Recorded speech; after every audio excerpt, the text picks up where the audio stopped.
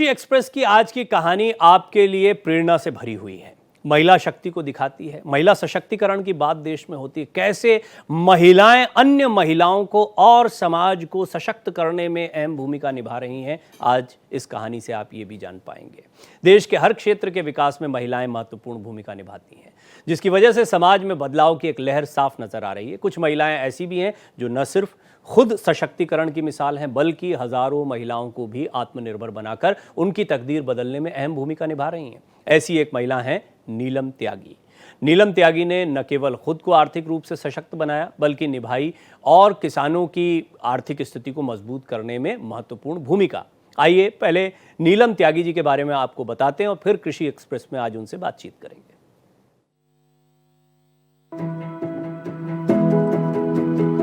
गाजियाबाद के मुरादनगर की रहने वाली नीलम त्यागी ने केवल महिलाओं के लिए ही नहीं, बल्कि गांव के युवाओं के लिए भी रोजगार के अवसर सृजित किए। नीलम न केवल खुद आत्मनिर्भर हैं, बल्कि वे हजारों महिलाओं के लिए एक प्रेरणा स्रोत और किसानों की आर्थिक उन्नति के लिए नई सोच देने वाली मार्गदर्शिका बन गई हैं। उन्होंने संस्था मैनेज हैदराबाद के साथ मिलकर गांव में खेती से संबंधित रोजगार के लिए प्रशिक्षण कार्यक्रम शुरू किए। नीलम ने एक निजी बैंक से संपर्क कर महिलाओं का स्वयं सहायता समूह बनाया, फिर 1 एकड़ जमीन लीज पर लेकर गन्ने और हल्दी की खेती शुरू की। उन्हें लगभग 1 साल में 1,60,000 रुपए की अतिरिक्त आय हुई। इस सफलता को देखकर अन्य महिलाएं भी प्रेरित हुईं और स्वयं सहायता समूह में शामिल होने लगी। इसके बाद नीलम ने पीछे मुड़कर नहीं देखा और नाबार्ड के सहयोग से 300 से अधिक स्वयं सहायता समूह बनाए, जिनसे लगभग 4,500 महिलाएं जुड़ गईं। नीलम ने समूह की महिलाओं से प्रतिदिन 10 टन सब्जियों की आपूर्ति करवाई, जिससे उनको अधिक मुनाफा हुआ। फिलहाल इन्हीं लोगों के प्रयास से आउटलेट भी खोले गए हैं, जिसके जरिए उत्पादों को सीधे बाजार में बेचा जा सके। अब ये महिलाएं अपने उत्पाद शहर में बेचकर अतिरिक्त आय अर्जित कर रही हैं। नीलम की प्रेरणा से कई किसानों ने भी गन्ने और हल्दी की खेती शुरू की। 11 नेशनल पुरस्कारों से सम्मानित नीलम को 2011 में फरीदाबाद में आयोजित किसान मेले में बेस्ट कम्युनिटी मोबिलाइजर अवार्ड, 2017 में IARI पूसा नई दिल्ली में national award for innovation in agriculture और फेलो फार्मर अवार्ड 2019 में महिंद्रा एंड महिंद्रा द्वारा वुमन एग्री प्रेरणा सम्मान से सम्मानित किया गया।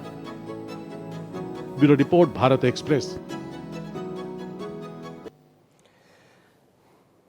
तो कामयाबी की बड़ी शानदार कहानी है नीलम त्यागी जी की। आइए मेरे साथ मिलकर स्वागत करिए कृषि एक्सप्रेस में नीलम त्यागी का, जो कि कृषि विशेषज्ञ हैं, महिला सशक्तिकरण की एक मिसाल हैं। नीलम जी, बहुत बहुत स्वागत है आपका। नीलम जी, नितारा, आप ही से मैंने जाना, नितारा आप एक ब्रांड देख रहे होंगे जिसके तहत जितने फूड प्रोडक्ट्स हैं या मसाले हैं, अन्य चीज़ें आती हैं। इसका मतलब है गहरी जड़ें। कितना खूबसूरत ये शब्द मुझे आज मिला है, नितारा। सबसे पहले इसके बारे में बताएं, कैसे शुरुआत हुई, कैसे आपको लगा कि आपको महिलाओं को इकट्ठा करना चाहिए, और पैकेजिंग ये सबसे महत्वपूर्ण है, इस पर डिटेल में मैं बात करूंगा, लेकिन कैसे शुरुआत हुई? जी, सबसे पहले मेरा नमस्कार। जैसा कि आप पहले परिचय दे चुके हैं, मैं नीलम त्यागी मुरादनगर उत्तर प्रदेश से हूँ, और मेरी जो शुरुआत हुई, जो मेरी जर्नी है, मेरी एक स्वयं सहायता समूह से शुरुआत हुई। इंटर करते ही मेरी शादी हो गई। मैंने फिर एक स्वयं सहायता समूह बनाया। स्वयं सहायता समूह नाबार्ड के AGM हैं, उनके कहने से बनाया। स्वयं सहायता समूह बनाने के बाद में मुझे आभास हुआ कि स्वयं सहायता समूह इतनी अच्छी स्कीम है जो किसानों को, महिलाओं को आर्थिक रूप से ही नहीं, मानसिक रूप से और सामाजिक रूप से सशक्त करती है। उसी के बाद मैंने किसानों को गन्ने के साथ में, मैंने पहले स्वयं गन्ने के साथ में हल्दी की खेती करी, जिस पे मुझे Mahindra and Mahindra agri award भी मिला। फिर मैंने 100 किसानों को गन्ने के साथ में हल्दी की खेती कराई। उसके बाद में मैंने एक NGO रजिस्टर्ड कराई, क्योंकि बड़ा काम करना था तो खाली नहीं चल सकते थे। मैंने एक NGO बनाई, लक्ष्मी जन कल्याण सेवा संस्थान, जिसके तहत मैंने 300 स्वयं सहायता समूह बनाए। समूह बना के मैंने 4500 महिलाओं को जोड़ा। जनपद हापुड़ में 4500 महिलाओं का एक फेडरेशन रजिस्टर्ड कराया, जिसके तहत मैंने 10 टन सब्जी रोजाना भारतीय वॉलमार्ट को सप्लाई कराई। वहाँ के बिचौलियों को हटाया और वहाँ के किसानों की और महिलाओं की आर्थिक स्थिति में सुधार हुआ। फिर वहाँ से जो सब्जी का जो सफ़र शुरू हुआ, तो उससे फिर हमने और प्रोडक्ट बनाए। अचार बनाया, सुनहरा फ्रेश नाम से अचार हमने बाज़ार में बिक्री किया। IARI पूसा संस्थान में जो डॉक्टर HS गुप्ता हैं, वो हमारा फील्ड विजिट करने के लिए आए। तब उन्होंने जाना कि हम दूसरे जगह का, साउथ का उदाहरण देते हैं, तो हमारे सामने इतना सब काम हो रहा है। तब उन्होंने IRI में फार्मर मॉल की स्थापना करी, जहाँ पे हमारी महिलाओं को स्वयं सहायता समूह को स्थान दिलाया गया। साहिबाबाद मंडी में भी मैंने थोक आढ़ती का किसानों को लाइसेंस दिलवाया, क्योंकि किसान आज के समय में पढ़ा लिखा है। जो मंडियाँ बनी वो किसानों के लिए बनी, लेकिन वहाँ भी कब्जा दूसरे व्यापारियों आढ़तियों का नहीं, मतलब वहाँ पे बिचौलियों का हो गया है। तो वहाँ भी हमने किसानों के स्वयं सहायता समूह बनाए और उनको वहाँ पे जगह दिलवाई। मैंने अपना एक फ्लोर मिल चलाया जिसका ब्रांड था नीलराज। फ्लोर मिल चला के 5 टन आटा मैंने डेली मार्केट में सप्लाई किया। जहाँ जहाँ मेरा आटा जाता था दुकानों पे मैं पूछती थी कि ये बताइए तेल कहाँ से आया, कि कंपनी से आया है, ये सामान कहाँ से आया, दाल कहाँ से आई, कंपनी से आई है। तो मुझे ये लगता फिर हमारा किसान क्या कर रहे हैं, अगर सारी चीज़ें कंपनी से आती है तब उनका किसान नहीं बेच सकते हैं इसको, क्योंकि ज़्यादा वो चाहिए, क्वालिटी भी चाहिए, क्वांटिटी भी चाहिए, जो हमारे किसान नहीं कर सकते हैं। तो तब मुझे ये समझ में आया कि किसानों को ज़्यादा से ज़्यादा जोड़ने की ज़रूरत है। उसी समय स्कीम आ गई, हमारे माननीय प्रधानमंत्री जी ने एफपीओ की स्कीम निकाल दी कि अगर एफपीओ बनेंगे तो किसानों को एक बड़ा काम करने का सुनहरा मौका मिलेगा। तो उसमें हमने कोपस agro farmer producer company registered कराई, उसमें हमने 500 किसानों को शेयर होल्डर बनाया। एफपीओ समझाइए, थोड़ा सा समझाइए, क्योंकि कई और किसान हैं जो आपकी तरह करना चाहते हैं काम, तो उनको थोड़ा बताइए कि क्या होता है ये और कैसे वो जुड़ सकते हैं। जो ये किसान उत्पादक संघ है, ये किसानों का अपनी एक कंपनी है। इसमें क्या कहा गया है, किसान ही इसके मेंबर होंगे, किसान ही इसके सीईओ होंगे, किसान ही इसके डायरेक्टर होंगे। मतलब ये बाहर की विदेशी कंपनी नहीं है, किसानों के द्वारा स्वयं की खड़ी की गई एक अपनी कंपनी है, ताकि वो किसानों का जो प्रोडक्ट है, जैसे मान लीजिए एक क्षेत्र में सरसों पैदा होती है, तो वो क्या करें, या तो सरसों को सीधा बेच दें या उसका फिर प्रसंस्करण करके वैल्यू एडिशन करके उसको महंगे रेट पे बाजार में उतार दें। तो उन किसानों को भी मार्केट मिल जाएगी जो 1 क्विंटल 5 क्विंटल सरसों लेके बाजार में नहीं जा सकते हैं। एक तो ये फायदा होगा इससे।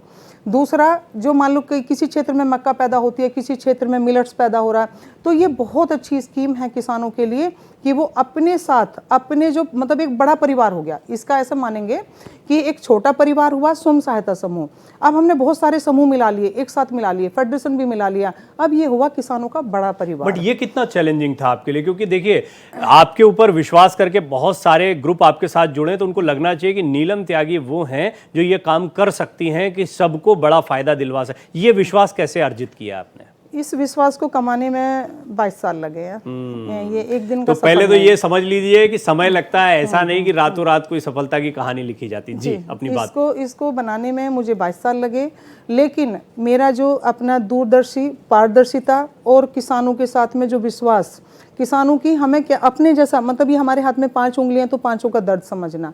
अगर हम इस थीम पे काम करेंगे तो मुझे ऐसा लगता है कि किसान तो सभी पे भरोसा कर लेते हैं, लेकिन किसानों के साथ में जब ठगी हो जाती है ना, तो किसान वहाँ निराश हो जाता है। किसानों को अगर हमें रास्ता दिखाना, तो हमने जो थीम पकड़ी, हमने ये पकड़ी कि किसान जो है प्रोडक्शन करे, खेती करे, और महिलाएं प्रोसेसिंग करें, और जो किसानों के बच्चे हैं वो मार्केटिंग करें। अगर हम इस थीम पे काम करते हैं तो उसमें हमारे किसान जुड़ते चले गए, क्योंकि किसानों के बच्चों के लिए, देखिए हम बार बार कहते हैं नौकरी पाने वाले नहीं, नौकरी देने वाले बनो। उस पर मैंने फिर एक ट्रेनिंग इंस्टीट्यूट बनाया। ट्रेनिंग इंस्टीट्यूट में मैंने जो महिलाएं हैं, बेरोजगार महिलाएं हैं, उनको रोजगार दिलाने के लिए उनको कैसे पहले क्षमता विकास उनका करना है, क्या उनको ट्रेनिंग करना है कि कैसे वो अपना काम कर सकें, उसमें हमने उनको ट्रेनिंग कराया। जो किसानों के बच्चे हैं, जो बेरोजगार बच्चे हैं, हाई स्कूल पढ़े लिखे हैं, तो हमने the fertiliser association of India नई दिल्ली के साथ में MOU करके वो खाद बीज दवाई की जो ट्रेनिंग होती है उसको ट्रेनिंग करके वो लाइसेंस ले सकते हैं, या जिनका लाइसेंस पुराना है उसको रिन्यूअल करा सकते हैं। ऐसे हमने 10,000 इनपुट डीलर हैं जो पूरे उत्तर प्रदेश में हमने उनको खड़ा किया है। तो एक ये बड़ा आंकड़ा है जो मेरा बड़ा परिवार। अच्छा, ये बताइए नीलम जी मुझे कि अभी कितने किसान आपके साथ में जुड़े हुए हैं? प्रोसेसिंग की यूनिट्स लगाते वक्त भी बहुत सारी चुनौती है, क्योंकि इतना आसान काम नहीं है। प्रोसेसिंग यूनिट लगाने के लिए भी फंडिंग, हालांकि आपने FPO के विषय में बताया, लेकिन शुरुआती तौर पर जब इस तरह की कोई यूनिट लगाना हो तो उसका एक्सपर्टाइज हासिल करना, खुद विशेषज्ञ बनना पहले, तभी तो सिखाएंगे। तो ये सारी चीज़ें कैसे की आपने? मुझे बड़ा मज़ा आ रहा है आपकी कहानी जानने में, क्योंकि ये बड़ा मुश्किल होता है किसी, खैर पुरुष स्त्री क्या सोचना अगर कोई काम के जुनून के साथ आगे बढ़ा है तो, लेकिन फिर भी महिलाओं के लिए, वो भी पश्चिम यूपी के क्षेत्र में किसी महिला के लिए इस तरह से कार्य करना ये आसान बात नहीं है। देखिए सर, चुनौतियां तो बहुत हैं। ऐसा नहीं है कि महिलाओं के सामने चुनौतियां हैं, मुझे ऐसा नहीं लगता है, पुरुषों के सामने भी चुनौतियां हैं। महिलाओं के सामने थोड़ी ज़्यादा हैं, क्योंकि उन्हें परिवार भी संभालना है, परिवार की जिम्मेदारी भी हैं, उसके साथ में फिर जब हम वर्क करने निकलते हैं बाहर, तब हमारे पास समाज की भी जिम्मेदारियां आ जाती हैं। तो उस स्थिति में अगर मेरे जब छोटे छोटे बच्चे थे, एक सबसे छोटा बच्चा 9 महीने का था, जब उसको छोड़ के मुझे निकलना पड़ा, तब मैंने ये जाना कि उन बच्चों को उस समय कोई रखने को भी तैयार नहीं था किसी भी कीमत पे, और मुझे जुनून था, मुझे काम करना है। बच्चों को, मेरे पास 2 बेटे 1 बेटी हैं, उनको छोड़ना भी तो वो सब सपोर्ट करते, सब बराबर में लगे हुए हैं, लेकिन उस समय उनको संभालना, उसके साथ में अपनी पढ़ाई लिखाई करना, क्योंकि मैंने बताया इंटर करते ही मेरी शादी हो गई थी, फिर मैंने बाद में एमए किया है, पोस्ट ग्रेजुएट किया मैंने सोशियोलॉजी से, और मैंने एक एनजीओ में भी नौकरी करी ये जानने के लिए कि क्या होता है समाज सेवा। बहुत टफ जॉब था। उसके बाद जब मुझे ऐसा लगता वो मेरे ब्लड में था, होता ना कि अपना हुनर पहचानना चाहिए सबसे पहले, तो मुझे ये समझ आ गया कि मैं इसके अलावा कुछ काम कर ही नहीं सकती हूँ। अगर मैं बीमार भी होती हूँ और मैं फील्ड में चली जाऊँ तो मेरा दुख दर्द खत्म हो जाता है, मुझे वहाँ फिर तकलीफ नहीं आती है। तो आप काम को अगर एंजॉय कर रहे हैं, आपके पसंद का है, तो आप कर सकते हैं। दूसरा, मैं हमेशा कहता हूं, ये चाहे स्टार्टअप की बात हो, किसानों की बात हो, कोई नए काम की बात, एक्सपर्टाइज चाहे आप पढ़कर हासिल करें, लेकिन आपको काम करना पड़ेगा। एनजीओ में जाकर या सोशियोलॉजी को पहले पढ़ना, ये एक्सपर्टाइज है। और सोशियोलॉजी में उतरना, ऐसा भी नहीं है कि जिसने सोशियोलॉजी पढ़ ली है वो सब सारी सोशियोलॉजी जान गया है। प्रैक्टिकली आपको करना पड़ेगा, लेकिन उसका व्यवहारिक ज्ञान लीजिए, उसकी पढ़ाई लिखाई कीजिए, कहीं जॉब करिए, जो संस्थाएं काम कर रही हैं उनके साथ जुड़िए, और फिर आप देखिए कि आपकी सफलता को कोई रोक नहीं सकता है। नीलम जी, अब बताइए आगे की कहानी की कैसे आप, मैं जो प्रोसेसिंग यूनिट के बारे में आपसे पूछ रहा था उसके बारे में थोड़ा सा बताइए, क्योंकि वो बड़ा महंगा सौदा होता है, कैसे उसको मैनेज किया आपने? IRI पूसा संस्थान में बहुत सारे प्रोग्राम होते हैं, जिसमें टेक्निकल भी ट्रेनिंग होती हैं, एक्सपोजर विजिट भी होती हैं, और वहाँ पर कृषि मेले भी होते हैं। तो KVK कृषि विज्ञान केंद्र मुरादनगर में सबसे पहले मैंने संपर्क किया, वहाँ पर ट्रेनिंग ली। फिर हम IRI पूसा संस्थान से जुड़े, वो 2007 से हम जुड़े हुए हैं IRI पूसा संस्थान से। तो वहाँ बार बार जैसे हम किसी ट्रेनिंग में गए तो वहाँ सीखने को मिला, फिर गए, फिर हमारा एक्सपोजर हुआ, तो वहाँ से जो ललक जगी कि हमें जो है किसानी अब इतना आसान नहीं रह गया है कि हम केवल खेत में पैदा कर लिया और फिर उसको फेंक दिया, उतना आसान नहीं है। सबसे पहले मैंने किसानों को हल्दी की यूनिट लगवाई, वो मुकारी गांव में, उनको हल्दी की यूनिट लगवाई, उन्होंने लगा ली। उसके बाद उन्होंने कहा कि मैं इसको बेचने नहीं जाऊंगा, बेचने नहीं जाऊंगा, मुझे तो शर्म आती है, मैंने इसको बेच सकता हूँ। तो मैंने क्या किया, मैंने पूछा तुम्हारा खर्चा कितना आता है, मुझे दीजिए, मेरी गाड़ी में रख दीजिए, पेमेंट लीजिए। मैं चली गई पूसा संस्थान में और वहाँ मैंने अनाउंस कर दिया सर, और वो सारी हल्दी बिक गई। मैंने उनको जब आगे बताया कि देखो आज तुम्हारी हल्दी पे मैंने इतने पैसे कमाए, तब उन्हें लगा कि अरे हम क्यों नहीं जा सकते मैडम, आज के बाद कहीं जाना है तो मुझे लेके चलिए। होता क्या है कि जब किसान दूध निकाल सकता है, किसान अपना गोबर उठा सकता है, किसान अपनी फसल को काट सकता है, तो मेरी समझ में नहीं आती उसको बेचने में क्या दिक्कत है। बड़ी सुंदर बात बोली। यही कृषि एक्सप्रेस पे एक किसान थे, बड़े, उन्होंने मुझे बताया कि नींबू लेकर जा रहे थे।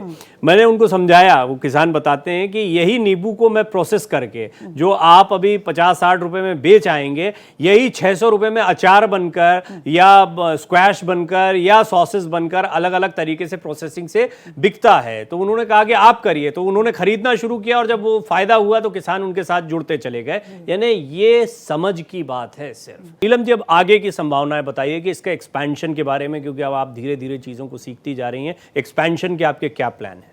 जी सर, इसमें होता क्या है कि जैसे मान लीजिए हमने क्या रखा है, जो दूसरे बच्चों के लिए या दूसरी महिलाओं के लिए भी इसमें अवसर हैं। किसानों के लिए हमने रखा है, किसानों से हम रॉ मटेरियल खरीदेंगे और किसानों के बच्चों को या उनकी महिलाओं को रोज़गार देंगे।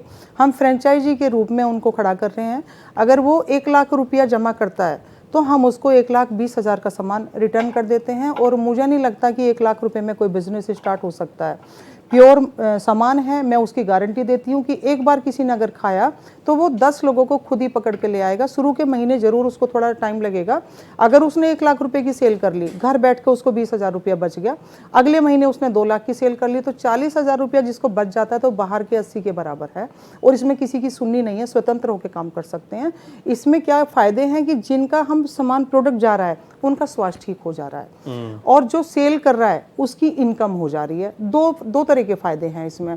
तो लोगों को ये समझना पड़ेगा, अगर कोई खुद का व्यवसाय भी करना चाहता है, मान लो वो कहता है हमें नहीं आपका फ्रेंचाइजी चाहिए, हमें खुद का करना है, तो उनके लिए भी बेहतर अवसर है, वो मेरे से भी संपर्क कर सकते हैं या किसी भी बैंक में जाके मुद्रा लोन, MSME लोन, वहाँ जाके बात कर सकते हैं। और सबसे बड़ी स्कीम है जो गवर्नमेंट की है, एग्री इंफ्रास्ट्रक्चर फंड, AIF, उसमें जाएंगे तो 50 लाख रुपए से लेके और वो 2 करोड़ तक की स्कीम है, जिसमें सालाना जो ब्याज है वो 9% है और जिसमें 3% सेंट्रल गवर्नमेंट देती है, 3% स्टेट गवर्नमेंट देती है और 10 लाख की अलग से भी छूट मिल जाती है। तो मुझे लगता है ये बेहतर स्कीम है, पैसे की अब कोई प्रॉब्लम नहीं है, बस ज़रूरत है जुनून की, लगन की। अगर हमारे अंदर वो भरा हुआ है, कोई भी काम ज़बरदस्ती नहीं कराया जा सकता किसी से, ये चलेगा तो खुद के इरादे से नीलम जी, चलेगा। हम ये देखते हैं आपकी बातचीत को जो भी सुनेगा उसको लगेगा बस यही करना है जो नीलम जी कर रही हैं। बल्कि इनफैक्ट मैं देखता हूँ हम कृषि एक्सप्रेस में इस तरह की कहानियां जब रखते हैं तो हमारे जो साथी है वो भी कहते हैं अरे ये तो बहुत बढ़िया काम है, ये करना चाहिए। लेकिन ये ऐसा नहीं होता। आपने बता भी दिया कि 22 साल की तपस्या इसमें आपकी लगी हुई है।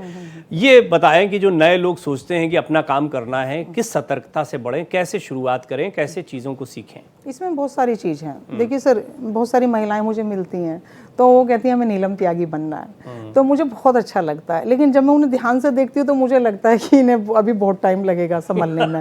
ठीक है, क्या होता है ना सर, देखिए मार्केट के बड़े बड़े चैलेंज हैं। हमने हल्दी खरीदनी है तो हमें कौन सी हल्दी खरीदनी है, कहाँ से हल्दी खरीदनी है, जितना हम इसे परचेज पे खर्चा कम कर लेंगे तो मुझे लगता है उतना ही हम सेल मार्केट में हम टक्कर लेने की स्थिति में रहते हैं, और वो भी क्वालिटी वाला। कई बार धोखे भी होते हैं, बड़ा फ्रॉड हो रहा है। इधर हमने ऑनलाइन पैसा डाल दिया, पता चला मोबाइल ऑफ करके भाग गया। तो हर जगह सतर्क रहने की जरूरत है। मार्केट में हर आदमी पैसा लूटने के लिए बैठा है और हम जैसे लोग कमाने के लिए बैठे हैं, लोगों को अवसर देने के लिए बैठे हैं। तो सतर्क रहना बेहद जरूरी है। हर समय मुझे 24 घंटे से लग जाते काम करते करते। आज मैं अभी आप देखोगे तो सुबह से मुझे खाना नहीं मिला है। तो क्या होता है ना कि सबको आसान लगता है, ये राह बड़ी आसान लगती है कि हम भी ऐसा कर सकते हैं। लेकिन मैं ये फिर कहती हूँ, कोई भी काम मुश्किल नहीं है, कोई काम ऐसा नहीं है जो हम नहीं कर सकते। लेकिन जरूरत है लगन की और लगन की, मेहनत की। जितने किसानों का रॉ मटेरियल आपके पास आ रहा है उसका कंजम्पशन हो जा रहा है, या आपको और ज़रूरत पड़ रही है, या फिर जो रॉ मटेरियल आता है वो कभी बच भी जाता है? क्योंकि मार्केट में खपत कराना भी आसान काम नहीं। मार्केट में ज़रूरत बहुत है लेकिन उतनी मार्केटिंग भी ज़रूरी है उसके लिए। अभी तो हमें कम पड़ जा रहा है सर। जो हमारा प्लांट है डेली का, उसमें 30 क्विंटल तक है प्रोडक्शन। लेकिन अभी किसानों के पास शुरू में क्या था, किसानों ने हल्दी बोली लेकिन मार्केट नहीं मिल पाई, तो किसानों ने उसको कूड़ी पे फेंक दिया। हमने कूड़ी से निकलवा के भी साफ करवाया हल्दी को और उन्हें बताया कैसे इसको प्रोसेसिंग की जाती है, कैसे इसको मार्केटिंग किया जाता है। जिन किसानों ने हल्दी बोई हुई है पूरे उत्तर प्रदेश को, मेरा एग्रीकल्चर डिपार्टमेंट से मेरा नंबर भी दिया गया है, टोल फ्री नंबर से। तो वहाँ भी मैं काउंसलिंग करती हूँ किसानों की कि हमें हल्दी बाहर से ना खरीदनी पड़े। हमारे उत्तर प्रदेश में इतनी हल्दी पैदा हो सकती है, सहफसली खेती है, आसानी से हो जाती है और हमारी आमदनी दोगुनी हो जाती है। हम इसे गन्ने के साथ में कर सकते हैं, बागों में कर सकते हैं। जो हल्दी है इसमें करक्यूमिन हमारा बहुत ज़्यादा है। सेलम हल्दी भी हम खरीद रहे हैं। हमें अभी हिमाचल से भी हल्दी खरीदनी पड़ी, हमें महाराष्ट्र से भी हल्दी खरीदनी पड़ी। जो हमारे किसान सब जगह हमारे साथ जुड़े हुए हैं, 20,000 किसान हैं जो हमारे साथ जुड़े हुए हैं, 10,000 महिला किसान हैं जो जुड़ी हुई हैं सर, और इनपुट डीलर हैं 10,000।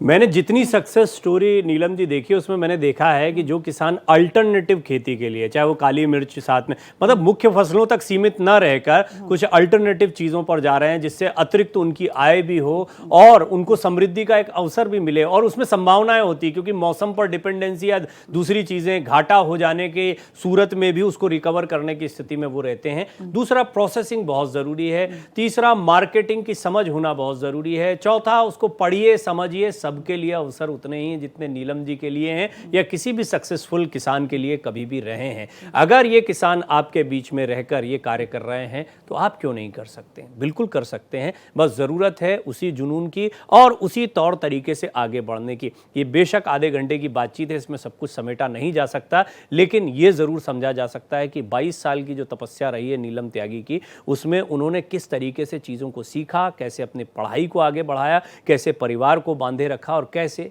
नई चीज़ों को सीखती चली गई। नीलम जी, आपको बहुत सारी शुभकामनाएं, ऐसे ही अच्छा काम करते रहें। आप स्टूडियो में आई, हमसे बातचीत की, इसके लिए आपका बहुत बहुत धन्यवाद। कृषि एक्सप्रेस में आज का सफ़र यहीं तक। अगले हफ्ते एक नए मेहमान से मुलाकात करेंगे। नमस्कार।